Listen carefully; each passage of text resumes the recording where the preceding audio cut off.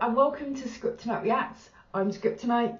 Today we're going to be watching season 2, episode 3 of Fargo, and it's called The Myth of Sisyphus.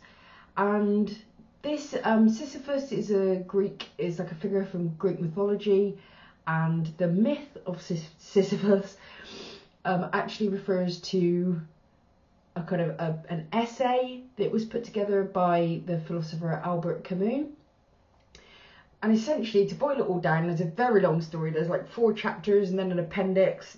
So I'm not going to give you the whole thing. But bottom line is, Albert Camus is kind of writing about the absurd. Like, how is the only outcome of realising like the absurdity of life suicide? Or is there a way that you can stay alive? And he comes up with various kind of ways of rationalising life in an absurd world. And one of the examples that he uses when he's studying this is Sisyphus from Greek mythology. So this Sisyphus basically he imprisoned death, he captured death so that no other human being or animal or anyone else would ever have to die. But then death gets liberated. So Sisyphus finds a way to enter the underworld, and the gods come after him, and it just all kicks off basically. And then they finally capture Sisyphus, and they're like, right, Sisyphus be damned. And what they do with him is they curse him to an absurd life. And what this life looks like is he rolling a boulder up a mountain, only for the boulder to return to the bottom of the mountain. So he's got to go and walk down the mountain, roll the boulder all the way up, get to the top, only for it to roll back down, go back down, da-da-da-da-da. And basically, the point of the story from Albert Camus' point of view is actually all man needs in humanity is meaning and purpose. And Sisyphus has that. And he basically says, I imagine Sisyphus is like a happy dude. It's only the it's like you go through, either you have to have ignorance of the absurdity and just go with the meaning, or then if you have the realisation, then there are various coping mechanisms that you can have, and there's, you can laugh at it. You can just be like, oh my God. That's one way of rationalising an absurd world and bringing value and meaning to it, is just make it small and hilarious. Albert Camus says you can also revolt and attempt to bring order and meaning to an anarchic and meaningless world. And there's loads of there's like the warrior, there's loads of different ways of coping essentially. And, it's hugely relevant, because I think probably particularly in times of deep chaos or deep social change, where kind of established orders, even if they're shit established orders, it bothers people to see them taken down, because now there's change and we've got to get used to some new stuff. And that's even when it's good. Right now, for a lot of people, it's not good. The things that are changing are not positive changes. They're like destabilizing and scary. So I actually think the myth of Sisyphus is one of those essays that is kind of permanently relevant. I actually wish the philosophers would have written in way simpler terms than they did. I think if intellectuals actually spent less time attempting to impress each other and more time seeing themselves as communicators, and their chief role to be to engage all of us in those ideas, not just a tiny proportion of the population, I think it would be like revolutionary. Just my thinking. Anyway, into the episode. Last episode was absolutely bananas. I did a massive review at the end of that, so I'm not going to recap it right now. Let's get right into it. Let's have at it. I've done it again where I've got my earphones in, and I used to be very disciplined at this. No earphones for the introduction and the review. Earphones while I'm watching the thing. Have you noticed? Last couple... Honestly, you take a couple of weeks off for Christmas and everything goes to shit. Let's get on with it.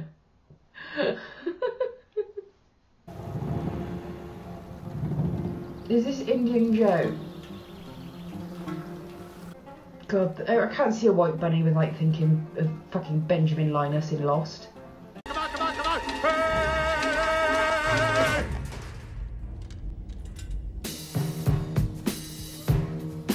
Sayonara, bunny. Honestly, can't get enough of the split screen in this.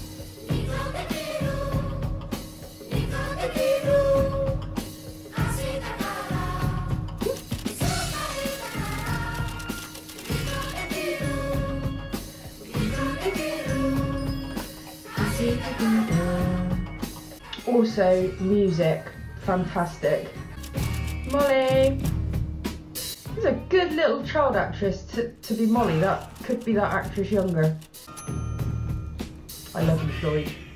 I know she's on the wrong side, but... My husband wants to thank you for coming. Of course.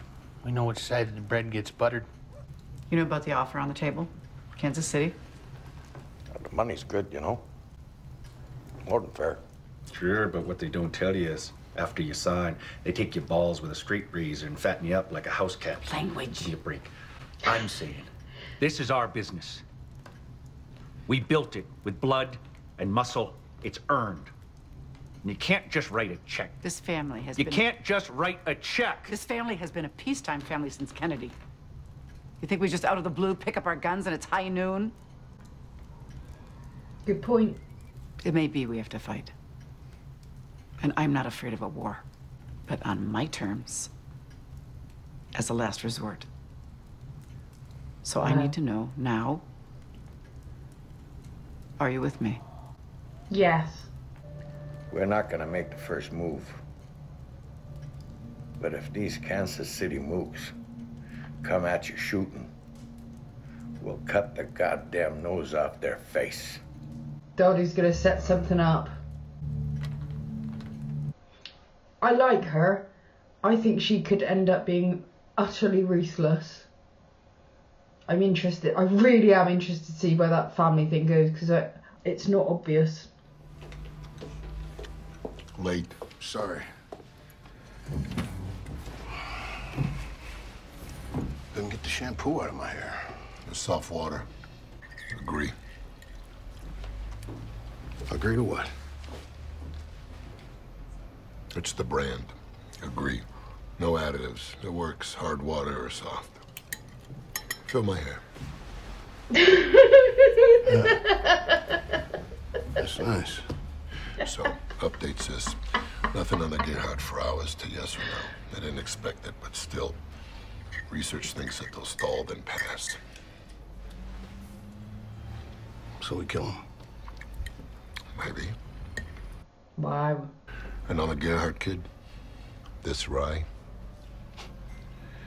Get this, he gunned down a judge. Some small hick town a couple hours south from here, then disappeared. On the run is good. On the run we can use. Find him, you, not them.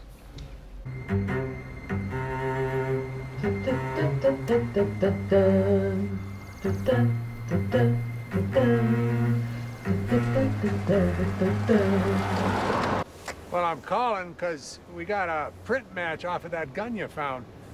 Right index belonged to one Rye Gerhardt, which I looked up, is the youngest male heir to that Gerhardt syndicate out of Fargo. You don't say. Over. Over and out, I guess.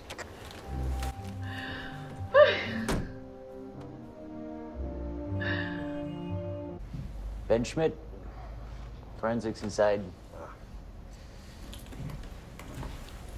Taking their time.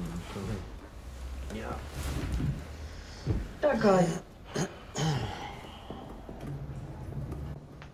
He was the boyfriend of Claire in Lost. He fucked off when she was pregnant. I'm working things. Claire? I can't do this. Do what? This isn't working. Oh, and you knew that? I what? Are you breaking up with me? Look, for the past 3 months, it's just You know, there's always some plan, some responsibility, somewhere that we have to be, someone that you have to talk to. Well, yeah, I'm trying to make sure that when the baby comes... When the baby, yeah. I mean, that is just not... It's like this now, you know? What's it going to be like when the baby comes? But you said we should do this. Yeah. Yeah, well, now it's real. 3 dead, including the judge, fry cook, and a waitress also. Shot multiple times. He ain't changed. And Gerhardt? That bad, huh? I'm not saying your life would be easier if it was your own prints on the gun, but that's the lines along which you should be thinking. Dieter, that's Otto's dad, started running booze during Prohibition. Ended up building a trucking empire. 1951, he gets 19 bullets in the head. That's when the son, Otto, he takes over, which is like... The good news is, World War I is over. The bad news is, say hello to Adolf Hitler. Then the shooter's Otto's youngest. Yeah, the runt. So when you put a dead judge, the Gerhardt family, and some hitters from Kansas City in a bag together, well, I go back to thinking it might be best just to confess to the crime myself. Go live a long life in a cell somewhere with hot and cold running water.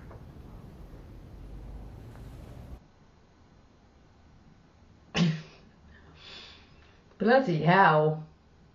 You got a place in town then? Your uncle? Right. Something you didn't tell people? Maybe. Okay. Maybe I've been there. Show me. No! Oh! Fucking hell. If you know someone who's been looking for true love, send her to me. Oh yeah, send her to me. I'm looking to... I'm supposed to fall out, they say. With the chemo. Donna Perlman lost hers overnight. Woke up, thought there was a dog sleeping on her pillow. Not everyone loses it. Part of me thinks I should just shave it off. Be bald. The seminar. I thought about it, and I think I should. Good for you. What did Ed say when you asked him? You didn't, did you? Oh, you naughty girl. Izzy. Ladies? Hi, Dad. What you got there? Connie, you mind if I put one of those up in your window? Nope. Okay, Mrs. Playcock. You can head to the dryer. Oh, shit. That shoe you found in the tree. What if that's got something to do with the murders? Something, how? Well, you said yourself the shooter left his vehicle behind, so I'm thinking, what if he walked out onto the road and got himself hit by a car? Like a hit and run? Yeah. I mean, you found glass in the road. Yeah. Right? Yeah. And skid marks. So She's so smart. I'm thinking, what if the killer goes after poor Denise, shoots her in the parking lot, and then inadvertently gets himself struck by a passing motorist? Hey, Peg, didn't you say that? I'm sorry, but that just don't make sense. I mean, how come the motorists don't stop? If they hit a person, run them over, I mean. Yeah, I'm inclined to agree with Peggy. It's not like you're gonna just drive home with a Gerhardt in your windshield and, start supper. All I'm saying is, maybe rather than looking for a man, you should be looking for a car. Oh my god. Pause. Pause, pause, pause. How could Molly be anything but a fucking genius with her parentage? Like, you assume it comes from Lou, but Betsy is just fucking razor sharp. Razor sharp. That was amazing. That whole scene was fantastic. Absolutely fantastic. blow. Like I said, there's a theory. So we gotta deal with the car. Now, today. Deal how? It's broad daylight. Yeah, you's in trouble. Of course she is. Oh, that's the typewriter man. Lou, grab him.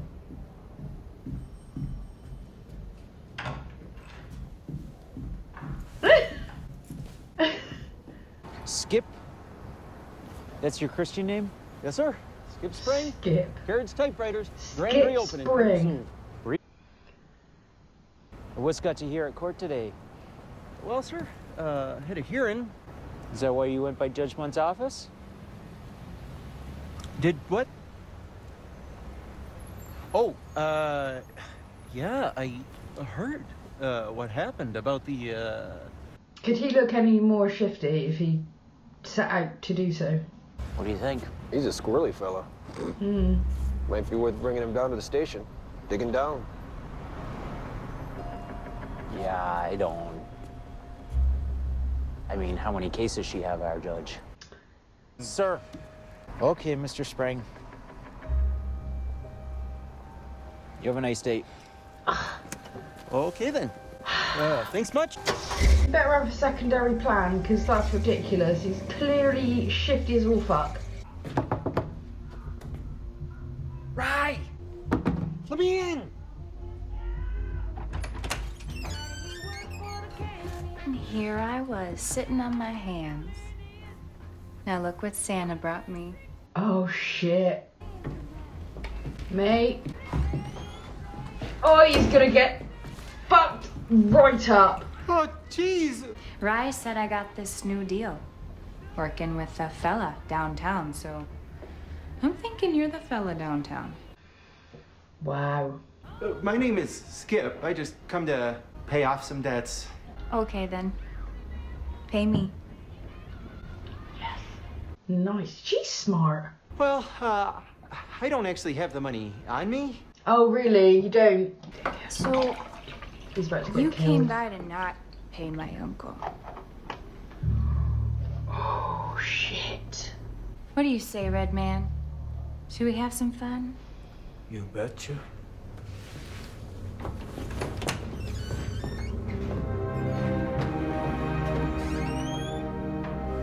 Shit. That shot though. No, you better me. You cover the damage, file a report, and then, that should do it. Yeah, but you've told someone else.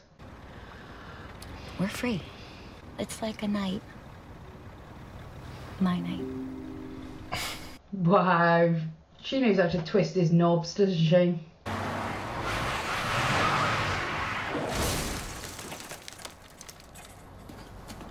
I mean, what are the odds? Yeah, I got it right the second time, though. Yeah, you did. I think I got the whiplash. Come on, hon. That's brilliant. It did to do it more than once, because... Oh my days.